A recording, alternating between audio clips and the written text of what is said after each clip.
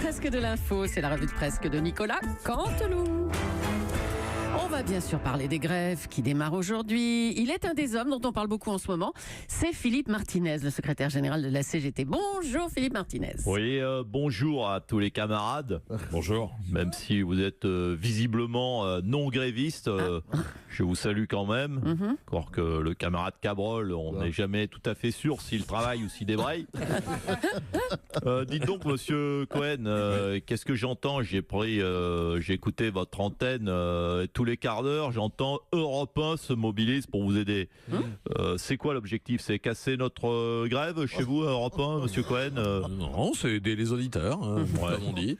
Écoutez, déjà que vous avez fait sortir monsieur Alexis Corbière de ses gongs, écoutez, j'ai pris l'interview en cours, j'ai entendu PD, enculé. Ouais, c'est vrai. Écoutez, pour pousser un député de la République à ce genre d'insultes à votre égard, c'est que vos interviews sont peut-être un peu trop musclées, monsieur Cohen. Mais écoutez, c'est pas du tout ça, hein. C'était des propos rapportés, monsieur Martinez.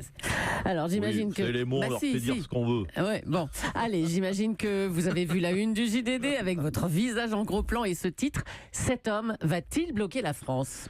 Non, mais qu'est-ce que c'est? Qu'est-ce qu'il a? Qui c'est celui-là? Oui, je l'assume, je ressemble à Pierre Vassilou. Ah oui, un peu. Non, évidemment qu'avec les grèves SNCF, je vais bloquer la France. Pourquoi? On le sait tous, je suis contre, et nous sommes contre l'ouverture à la concurrence. Oui, je rappelle que le gouvernement souhaite ouvrir le marché des trains à la concurrence. Non, ça je m'en fous. Bah, non, je suis, permettez-moi madame Leclerc, je suis contre la concurrence, celle de Mélenchon. N'en déplaise à monsieur Alexis Corbière que vous receviez ce matin. Non, mais pour qui se prend ce monsieur Mélenchon à parler au nom des ouvriers? C'est nous qu'on a inventé ça, la CGT. Donc, et il se met s'il se met vraiment à aider les travailleurs, alors on n'a plus qu'à fermer boutique à CGT, disons-le. Donc non, on va tout bloquer pour montrer qui c'est Raoul. Donc je le dis, Mélenchon, t'es foutu, la moustache est dans la rue. Merci monsieur Martinez. Les grèves se durcissent donc ce mardi. Benoît Hamon, bonjour. Bonjour. Alors, c'est terrible ce constat, hein. Il y a un mouvement social et on n'entend plus parler du PS. Écoutez, ça ne me concerne plus puisque je ne suis plus au Parti Socialiste, vu que j'ai monté mon propre mouvement. Je vous rappelle, Génération.S. Voilà. Ouais. Pas de stress, il y a point S. Pas de stress, il y a point S. Voilà, merci à Patrick Brousseau de relayer le message. Oui, enfin, on ne vous entend pas beaucoup plus que le PS, hein, vous, monsieur Hamon. Non, c'est sûr que je voulais aller, très franchement, je voulais aller participer aux manifs. Mais bon, là, la tuile. Quoi? Les trains étaient en grève, du coup, je suis resté bloqué chez moi. Quand ça veut pas, hein. Allez, à bientôt. Le président Macron se tient un peu en retrait du conflit. Monsieur le Président, vous laissez vos ministres passer en première ligne en cas d'échec, c'est ça? Tout d'abord, bonjour à toutes et à tous. Bonjour aux cheminots, cheminotes, aux cheminettes. Je le dis aux Français, oui, cette journée va être et a été pénible, mais il y a quand même un avantage. Ah bon? Lequel? On a enfin appris le nom de la ministre des Transports. Un an qu'elle était là. Et on était totalement passé à travers. Oui, Elisabeth Borne. Voilà, exactement. A Star is Born. Oh, ça c'est bien. Magnifique. Elle va se battre dans ce conflit pour rester en vie. Elisabeth Born to be alive. Oh là là, festival.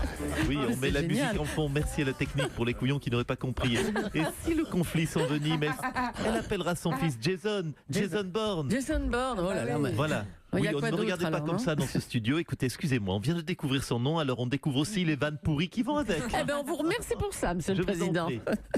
Un mot de cet article dans Le Parisien. Édouard Philippe, candidat partout, et qui nous dit que son nom est évoqué comme tête de liste aux européennes ou pour les municipales à Bordeaux ou même à Paris. Édouard Philippe, bonjour. Oui. Alors, bonjour. Vous seriez donc pressenti pour être maire de Bordeaux ou de Paris? Oui. Alors, en fait, non, c'est un malentendu. L'autre jour, Emmanuel Macron m'appelle, me dit donc, salut Philippe, faut que je te parle. Donc moi, évidemment, je réponds, pardon Emmanuel, mais c'est pas Philippe, mon prénom, c'est Édouard. Et donc là, il me fait, oui, j'ai pas le temps, on s'en fout, j'ai une bonne nouvelle pour toi, comme tu es le fils spirituel de Juppé, j'ai pensé à toi pour la mairie de Bordeaux. Mais c'est étonnant comme proposition, ça, non? Bah oui. du coup, moi, je lui ai dit, pardon Emmanuel, j'adore Bordeaux, hein, mais je vise quand même plus haut. Hein. Et là, il me dit, ok, je réfléchis, je te rappelle. Et vous me dites hein, si je vous ennuie. Un peu, mais enfin bon. Bref, donc j'ai courte. Hein. Donc une heure après, donc il me rappelle. Emmanuel Macron, hein, le président. Oui.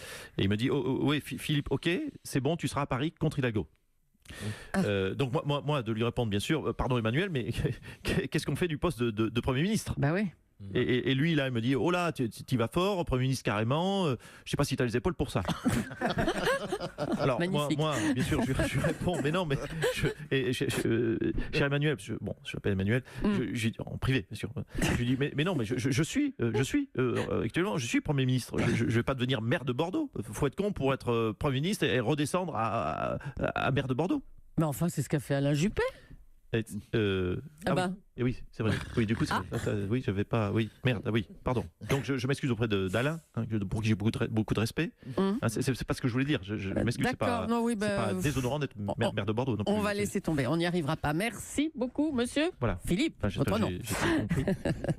Eh bien, tiens, justement, la grève va faire plier le gouvernement entre le syndicat, selon le syndicat Sudrail. Son porte-parole a même ajouté: Macron ne fera pas mieux que Juppé. Eh bien, on va appeler Alain Juppé pour savoir ce qu'il en pense. C'est des fascistes. Oula. Allez les potes, venez, on va là, cette bagnole. Jeannot, passe-moi ton Red Bull, je vais faire un cocktail Molotov avec. Monsieur Juppé, on vous entend là, hein, sur Europe 1. Attends, c'est qui ça? Allô? Allô, vous êtes sur Europe 1, monsieur Juppé? Oui, Madame Julie, je viens d'entendre Édouard Philippe sur votre antenne. Je tiens à lui dire, je t'emmerde, futur chauve. Hein. Futur chauve. Oh, écoutez, il n'a même pas le panache de perdre ses cheveux complètement comme je l'ai fait. Et donc, qu'est-ce que je disais? Oui, les grèves, le bordel, mon Dieu, monsieur Cohen, c'est grisant. Je suis en train de manifester, je suis dans la queue d'un cortège d'anarchistes bordelais. Je me suis mis un sweat à capuche. Oh. J'ai une barre de fer, je jette des cailloux, Madame Burki, au CRS. Tiens, prends ça, fils de pute! Non, capitalisme! Non, oui, vous avez raison! Monsieur Juppé, mais qu'est-ce que vous faites? Non, j'ai décidé de me faire un petit kiff. Je veux ressentir ce que ça fait d'être de l'autre côté de la barrière. D'accord. Je comprends maintenant que les manifs de 95 aient duré aussi longtemps. Hein. Faire l'anarchiste, c'est très libérateur. Vous savez, monsieur Cabron, vous avez dû vivre ça dans votre jeunesse. Tiens, prends ça, salaud de flic! Oh là là. Voilà, non. Et puis j'essaye de faire en sorte que la grève de cette année soit pire qu'en 95. Il n'y a pas de raison que Macron s'en sorte. Hein. Quand je vois ce que j'ai pris moi à l'époque, allez, je viens foutre le bordel à mon petit niveau. Attendez. Anti-social, tu perds ton sang-froid. Anarchie, anti-social. Bon, allez, c'est bon. On va terminer avec celui qui a les dernières infos. C'est Guillaume Pépi, le PDG de la SNCF. Il est avec nous. Bonjour, monsieur Pépi. Bonjour à tout le wagon. Alors, quelle est la position exacte des cheminots sur la réforme? Écoutez, elle est claire. On touche à rien.